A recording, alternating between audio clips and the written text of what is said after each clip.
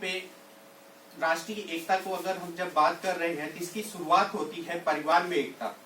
परिवार में कैसे हम अपने वैल्यूज ले आए जो लोगों को जोड़े, और ये परिवार की एकता जिस तरह मोतियों की माला से एक सुंदर माला बनती है, उसी समय एक समाज, एक मजबूत समाज का भी आधार बनता है। फिर उसके बाद ये आता है कि हम लोगों के अंदर कुछ क्वालिटीज डेवलप करनी होगी कि प्रश्न करना और अपने सोच को विकसित करना। कोई भी व्यक्ति अगर कभी भड़का रहा है, कोई भी देश अगर किसी दूसरे देश के प्रति भड़का रहा है, हमें प्रश्न करना होगा ये समझने के लिए क्या ये हमारे देश के हित के लिए है। अगर जवाब आता है नहीं, तो हमें ऐसे संदेश को बढ़ावा देने में उसको रोकना होगा। फिर उसके बाद ये आता है कि पटेल जी के कुछ वैल्यूज रहे हैं, सत्यनिष्ठा रहा है, कर्तव्य परायणता रहा है, ईमानदारी रहा है। इन्होंने अपने व्यक्तिगत जीवन में जिस तरह से एक सिंपल लाइफ जी है, उस चीज को फॉलो करना, डेवलप करना अपने व्यक्तिगत जीवन को और प्रोफेशनल लाइफ को डेवलप करने के लिए बहुत जरूरी है। मैं ज्यादा ना बोलते हुए एक कविता के रूप में अपने विचार रखना चाहूंगा। राष्ट्र की एकता ही है उसका आधार, न थोपो उस पर सांप्रदायिक विचार।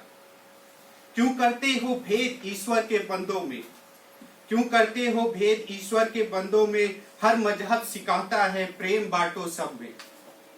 क्यों करते हो वैचारिक लड़ाई, बनता है या भारत माँ के लिए दुखदाई।